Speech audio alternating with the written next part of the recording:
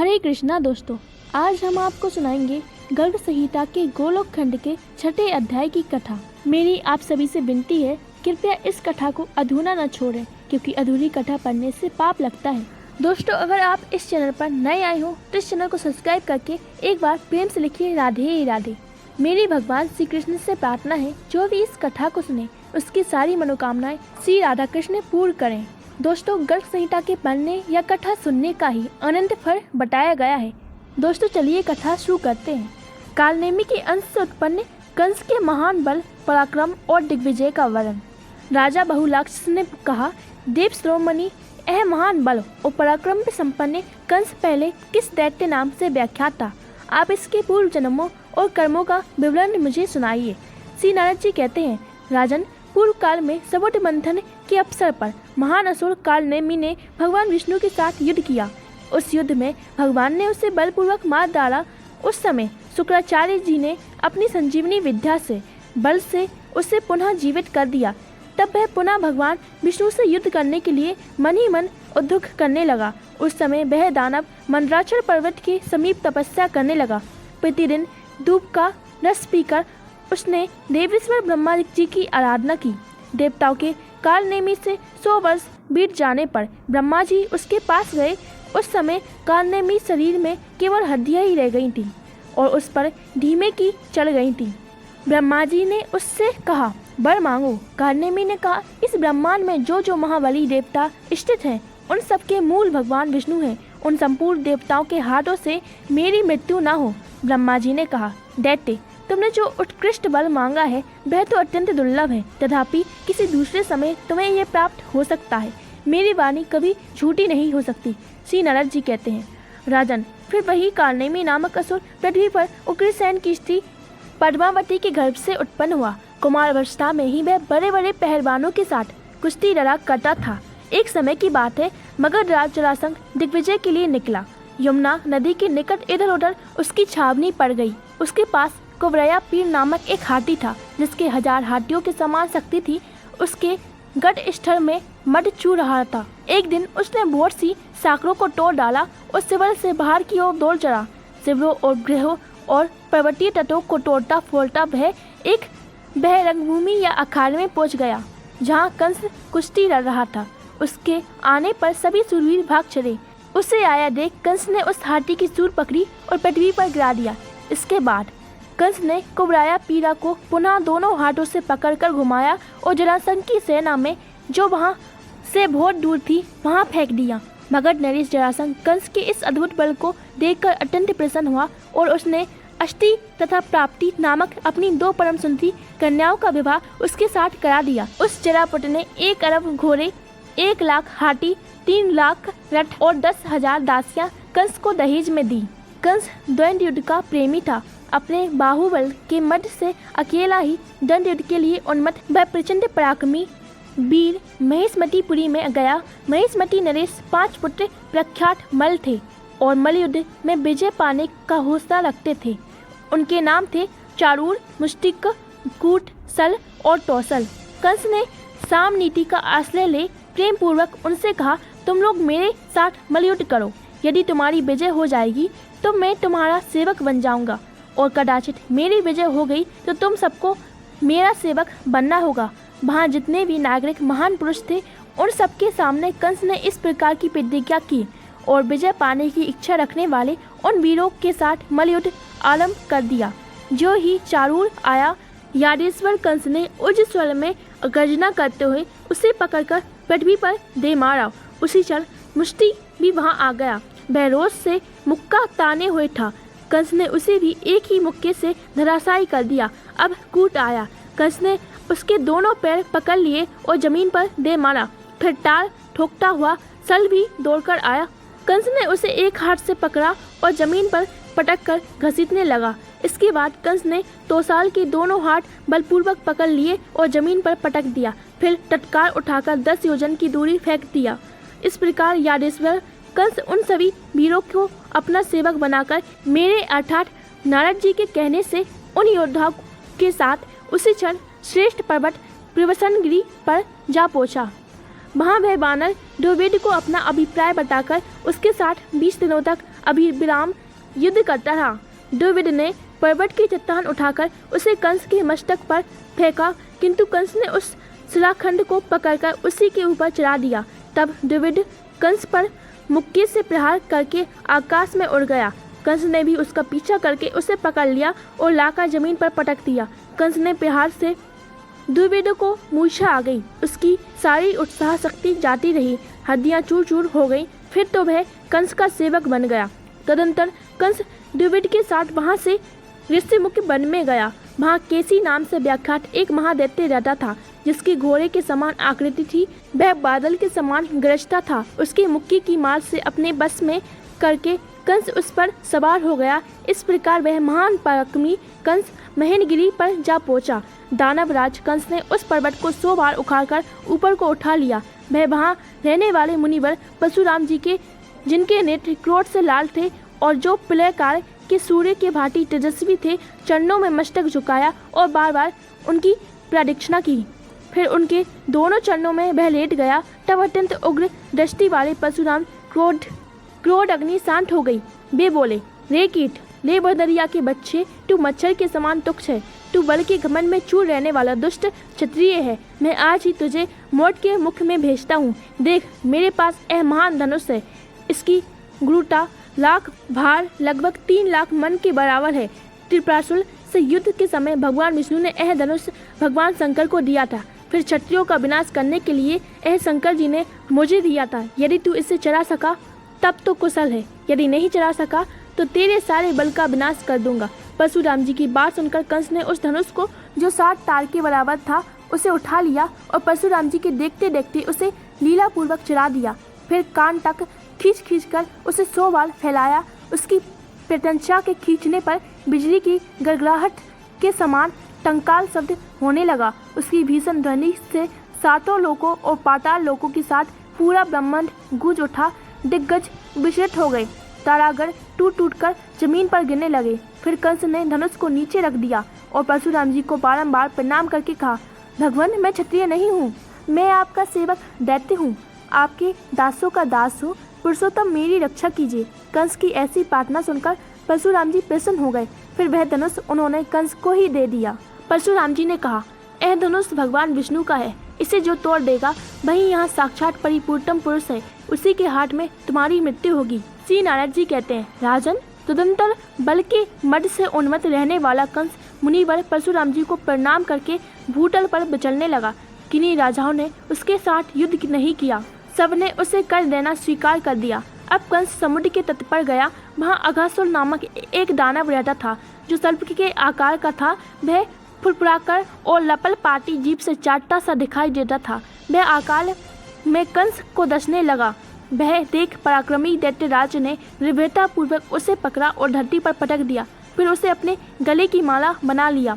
उसे दिनों पूर्व दिशा में बंग देश में अरिष्ट नामक दैत्य रहता था, जिसकी आकृति बैल के समान थी। उस दैत्य के साथ कंस इस प्रकार जा भिड़ा जिसे एक हाथी के साथ दूसरा हाथी लड़ता है। वह दानव अपनी सींगों के बड़े बड़े पर्वतों को उठाता था और कंस के मस्तक पर पटक देता। कंस भी उसी पर्वत को हाथों में लेकर अरिष्टासुर को दे मारता था। उस युद्ध में दैत्यराज कंस ने मुक्के से अरिष्टासुर पर प्रहार किया, जिससे वह दानव मूर्छित हो गया। इस प्रकार उस अरिष्टासुर को पराजित करके उसके साथी कंस उत्तर दिशा की ओर चल दिया। प्राग ज्योतिषपुर में सोमी महाबली भूमिपुत्र नरक के पास जाकर युद्धार्थी कंस ने उससे कहा, दैत्येश्वर, तुम मुझे युद्ध करने का अवसर दो। यदि संग्राम में तुम्हारी जीत हो गई तो मैं तुम्हारा सेवक बन जाऊंगा। साथ ही मुझे प्राप्त विजय हुई तो तुम्हें मेरा भृत्य बनना होगा। श्री नारद जी कहते हैं, राजन, प्राग ज्योतिषपुर के सर्वप्रथम महापराक्रमी लंबासुर कंस के साथ इस प्रकार युद्ध करने लगा, जैसे किसी पर्वत पर एक उद्धत सिंह के साथ दूसरा उद्धत सिंह लड़ता हो। कंस ने उस मलयुद्ध में लंबासुर को पकड़ा और पृथ्वी पर दे मारा। फिर उसे उठाकर प्राग ज्योतिषपुर के स्वामी भौमासुर के पास फेंका। तदंतर धैनुक नाम से विख्यात दानव भी आकर कंस को रोषपूर्वक पकड़ लिया। उसने दारुण बल का प्रयोग करके कंस को दूर तक पीछे हटा दिया। तब कंस ने भी धैनुकासुर को बहुत दूर तक पीछे धकेल दिया और सुदृढ़ घूंसे से मारकर उसके शरीर को चूर चूर कर दिया। तदंतर भौमासुर की आज्ञा से टन्नावट कंस को पकड़कर लाख योजन ऊपर आकाश में ले गया और वहीं युद्ध करने लगा। कंस ने अपनी अनंत शक्ति लगाकर बलपूर्वक उसे दैत्य को आकाश में खींचकर पृथ्वी पर पटक दिया। उस समय टन्नावट के मुंह से खून की धार बह चली। उसके बाद महाबली बकासुर आकर अपनी चोंच से कंस को निगल जाने की चेष्टा करने लगा। कंस ने वज्र के समान कठोर मुक्के से प्रहार करके उसे भी धराशायी कर दिया। बलवान बकासुर भी फिर उठ गया। उसके पंख सफेद थे। वह मेघ के समान गंभीर गर्जना करने लगा। क्रोधपूर्वक उड़कर तीखी चोंच वाले उस बकासुर ने कंस को निगल लिया। कंस का शरीर वज्र की भांति कठोर था। निगले जाने पर उसने उस दानव के गले की नली को ढूंढ दिया। फिर महान बलि बकासुर ने कंठ छेद जाने के कारण कंस को मुंह से बाहर निकाल दिया। तदनंतर कंस ने उस दैत्य को पकड़कर जमीन पर पटका और दोनों हाथों से घुमाता हुआ वह युद्ध भूमि में घसीटने लगा। बकासुर की एक बहन थी, उसका नाम पूतना था। वह भी युद्ध करने के लिए उद्यत हो गई। उससे उपस्थित देखकर कंस ने हंसते हुए कहा, पूतने, मेरी बात सुन लो। तुम स्त्री हो, मैं तुम्हारे साथ कभी भी नहीं लड़ सकता। अब है बकासुर मेरा भाई और तुम मेरी बहन बनकर रहो। तदंतर महान पराक्रमी कंस देखकर भौमासुर ने भी पराजय स्वीकार कर ली। फिर देवताओं से युद्ध करने के समय सहायता प्रदान करने के लिए वह कंस के साथ सौहार्दपूर्ण वार्तालाप करने लगे। दोस्तों, इस प्रकार श्री गर्ग संहिता में गोलोक खंड के अंतर्गत नारद बहुलाक संवाद में कंस बल का वर्णन नामक 6वां अध्याय पूरा हुआ। 7वां अध्याय कंस की दिग्विजय, संबल, बोमासुर, बर्णासुर, बटासुर, कलेवान तथा देवताओं की पराजय। श्री नारद जी कहते हैं, राजन, तदनंतर कंस पहले की जीते हुए पिलंब आदि अन्य दैत्यों के साथ संबासुर के नगर गया। वहां उसने अपना युद्ध विषय का अभिप्राय कह सुनाया। संबासुर ने अत्यंत पराक्रमी होने पर भी कंस के साथ युद्ध नहीं किया। कंस ने उन सभी अत्यंत बलशाली असुरों के साथ मैत्री स्थापित कर ली। त्रिकुट पर्वत के शिखर पर व्योम नामक असुर जो सो रहा था, कंस ने वहां पहुंचकर उसके ऊपर लात चलाई। उसके प्रहार से बोमासुर की निंद्रा टूट गई। उसने उठकर सुदृढ़ बने हुए जोरदार मुक्के से कंस पर आघात किया। उस समय उसके नेत्र क्रोध से लाल हो रहे थे। कंस और बोमासुर में भयंकर युद्ध छिड़ गया। वे दोनों एक दूसरे से मुक्के मारने लगे। कंस के मुक्के की मार से बोमासुर अपनी शक्ति और उत्साह को खो बैठा। उसको चक्कर आने लगे। यह देख कंस ने उसको अपना सेवक बना लिया। उसी समय मैं नारद वहां पहुंच गया। हे देव, मेरी युद्ध विषयक आकांक्षा अभी पूर्ण नहीं हुई है। मुझे सीख बताइए, अब मैं कहाँ किसके पास जाऊं? और तब मैंने उससे कहा, तुम महाबली दैत्य बर्णासुर के पास जाओ। मुझे तो युद्ध देखने की चाव रहती ही है। मेरी इस प्रकार की प्रेरणा से प्रेरित होकर बहुबल के मध्य से उन्मत्त रहने वाला कंस शोणितपुर गया। कंस की युद्ध विषयक प्रतिज्ञा को सुनकर महाबली बर्णासुर अत्यंत कुपित हो उठा। उसने मेघ के समान गंभीर गर्जना की और पृथ्वी पर बड़े ही जोर से लात मारी। उसका वह पैर घुटने तक धरती में धंस गया और पाताल के निकट जा पहुंचा। ऐसा करके बाण के कंस ने कहा, पहले मेरे इस पैर को तो उठाओ। उसकी यह बात सुनकर मंद मंद कंस दोनों हाथों से उसके पैर को उखाड़कर ऊपर कर दिया।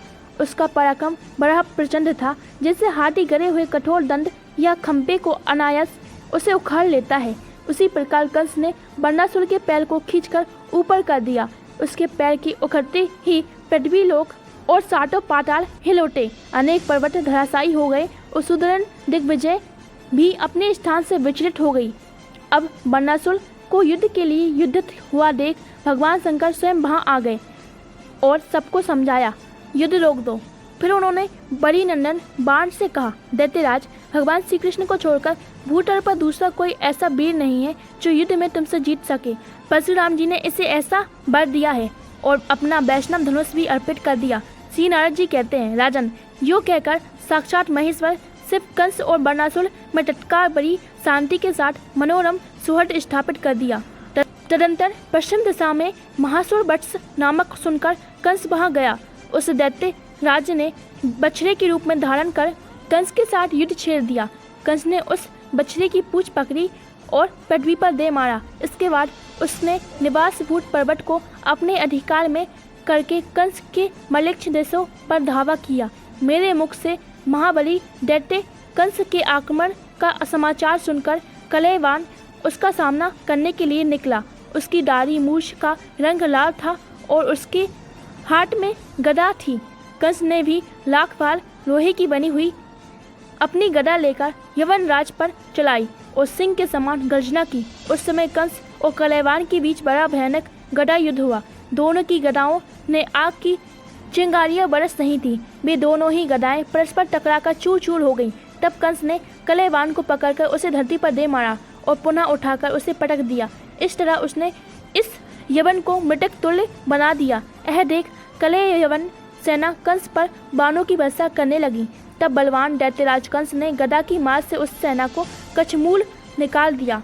बहुत ही हाथियों, घोड़ों और उत्तम रथों तथा वीरों को धराशायी करके गदा युद्ध करने वाला वीर कंस समरंगी मेघ के समान गर्जना करने लगा। फिर तो सारे मलेच्छ सैनिक रणभूमि छोड़कर भाग निकले। कंस बड़ा नीतिक था। उसने भयभीत होकर भागते हुए मलेच्छों पर आघात नहीं किया। कंस के पैर ऊंचे थे, दोनों घुटने बड़े थे, जांघें खंभों के समान जान पड़ती थी। उसका कटी प्रदेश पतला, वक्षस्थल किवाड़ों के समान चौड़ा और कंधे मोटे थे। उसका शरीर हष्टपुष्ट, कद ऊंचा और भुजाएं विशाल थी। नेत्र प्रफुल्ल कमल के समान प्रतीत होते थे। सिर के बाल बड़े बड़े थे। देह की कांति अरुण थी। उसके अंगों पर काले रंग के वस्त्र सुशोभित थे। मस्तक पर किरीट, कानों पर कुंडल, गले में हार, वक्ष पर कमलों की माला शोभा दे रही थी। वह प्रलय काल के सूर्य के भांति तेजस्वी जान पाता था। खड्ग, तुनीर, कवच, मदगल आदि से संपन्न धनुर्धर एवं मदमठ वीर कंस देवताओं को जीतने के लिए अमरावती पुरी पूर्व जाप चढ़ा। चारूर, मुष्टिक, अरिष्ट, सल, तोसाल, केसी, प्लम्ब, बक, द्विविद, टर्नावट, अगासुर, कूट, बोम, बाण, संबल, बोम, धैनुक और वत्स नामक अस्त्रों के साथ कंस ने अमरावती पुल पर चारों ओर से घेरा डाल दिया। कंस आदि अस्त्रों को आया देख त्रिभुवन सम्राट देवराज इंद्र समस्त देवताओं के साथ रोषपूर्वक युद्ध के लिए निकले।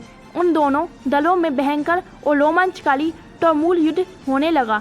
दिव्य शस्त्रों के समूह तथा चमकीले तीने बाण छूटने लगे। इस प्रकार शस्त्रों की बौछार से वहां अंधकार सा छा गया। उस समय रथ पर बैठे हुए सुलेश्वर इंद्र कंस पर विद्युत के समान कांतिमान 100 धारों वाला वज्र छोड़ा, किंतु उस महान असुर ने इंद्र के वज्र पर मुड़गल से प्रहार किया। इससे वज्र की धारें टूट गईं और वह युद्ध भूमि में गिर पड़ा।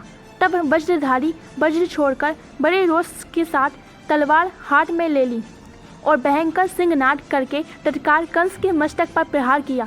परंतु जैसे हाथी की फूलों की माला से मारा जाए और उसको कुछ पता न लगे, उसी प्रकार खड्ग के आहट होने पर भी कंस के सिर पर खरोच तक नहीं आई। उस समय दैत्यराज ने अष्टधातुमयी मजबूत गदा, जो लाख भर लोहे के बराबर भारी थी, लेकर इंद्र पर चढ़ाई।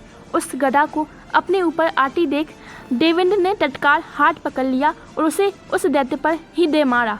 इंद्र के रथ का संचालन मातली कर रहे थे और देवेंद्र शत्रु दल का दलन करते हुए युद्ध भूमि में विचर रहे थे। कंस ने पड़ग लेकर असुरद्रोही इंद्र के कंधे पर प्रहार किया। उस प्रहार से देवराज क्षण भर में मूर्छित हो गए। उस समय समस्त मरुद्रोणों ने गीत के पंख वाले चमकीले बाण समूह से कंस को उसी तरह ढक दिया जैसे वर्षा काल के सूर्य को मेघमालाएं आच्छादित कर देती हैं। यह देख 1000 भुजाओं से युक्त बलवान वीर बर्णासुर ने बारंबार धनुष की टंकार करते हुए अपने बाण समूह से उन मरुद्रोणों को घायल कर दिया। बर्णासुर ने भी वसु, रुद्र आदि तथा अनन्य देवताएं और ऋषि चारों ओर से टूट पड़े। नाना प्रकार के शस्त्रों द्वारा उस पर प्रहार करने लगे। इतने में ही प्लम्ब आदि असुर 60 गर्जना करते हुए भौमासुर आ पहुंचा। उसके उस भयानक सिंहनाद से देवलोक मूर्छित होकर भूमि पर गिर पड़े। इस समय देवराज इंद्र शीघ्र ही उठ गए और लाल आंखें किए ऐरावत हाथी पर आरूढ़ हुए और मंदमट गजराज को कंस की ओर कुचल डालने के लिए प्रेरित करने लगे। अंगकुश की मार से कुपित होकर वह गजराज शत्रु को अपने पैरों से मार मार कर युद्ध भूमि में गिराने लगा। उसके गले में घंटे बंधे हुए थे। वह गोलोचन, सिंदूर और कस्तूरी से उसके मुखमंडल पर पट रचना की गई थी। कंस ने निकट आने पर उस महान गजराज के ऊपर सुदृढ़ मुक्के से प्रहार किया। साथ ही उसने देवराज इंद्र पर भी दूसरे मुक्के से प्रहार किया। कंस के मुक्के की मार से इंद्र और ऐरावत दूर जाकर गिरे। ऐरावत भी धरती पर घुटने टेका व्याकुल हो गया। फिर तुरंत ही उठकर गजराज ने दैत्यराज कंस पर दांतों से आघात किया और उसे सूर पर उठाकर कई योजन दूर फेंक दिया। कंस का शरीर वज्र के समान सुदृढ़ था। वह उतनी दूर गिरने पर भी घायल नहीं हुआ। उसके मन में किंचित व्याकुलता नहीं आई, किंतु रोष से ओठ फड़फड़ाने लगे। अत्यंत जोश में भरकर वह पुनः युद्ध भूमि में जा पहुंचा। कंस ने नागराज ऐरावत को पकड़कर धराशायी कर दिया और उसकी सूंड मरोड़ कर उसके दांतों को चूर चूर कर दिया। अब तो ऐरावत हाथी उस तत्काल भाग गया। वह बड़े बड़े वीरों को गिराता हुआ देवताओं की राजधानी अमरावतीपुरी में जा घुसा। तदंतर दैत्यराज कंस ने वैष्णव धनुष पर प्रत्यंचा चढ़ाकर बाण समूह तथा धनुष की टंकारों से देवताओं को खदेड़ना आरंभ कर दिया। कंस की मार पड़ने से देवताओं के होश उड़ गए और वे चारों दिशाओं में भाग निकले। कुछ देवताएं रणभूमि में अपनी शिखाएं खोल दी और हम डरे हुए हमें न मारो इस प्रकार कहने लगे। कुछ लोग हाथ जोड़कर अत्यंत दीन के बाटे खड़े हो गए और अस्त्र शस्त्र नीचे डालकर उन्होंने अपनी अधोवस्त्र की लोग भी खोल डाली। कुछ लोग अत्यंत व्याकुल हो युद्धस्थल में राजा कंस के सम्मुख खड़े होने तक का साहस न कर सके। इस प्रकार देवताओं को भगा हुआ देखकर वहां के छत्रयुक्त सिंहासन को साथ लेकर नरेश्वर कंस समस्त दैत्यों के साथ अपनी राजधानी मथुरा को लौट आया। इस प्रकार श्री गर्ग संहिता के गोलोक खंड के अंतर्गत नारद बहुलास संवाद में कंस की दिग्विजय का 60वां अध्याय पूरा हुआ। दोस्तों, आप सभी को ये कथा कैसी लगी हमें कमेंट करके बताइए और कमेंट सेक्शन में एक बार प्रेम से लिखिए राधे राधे।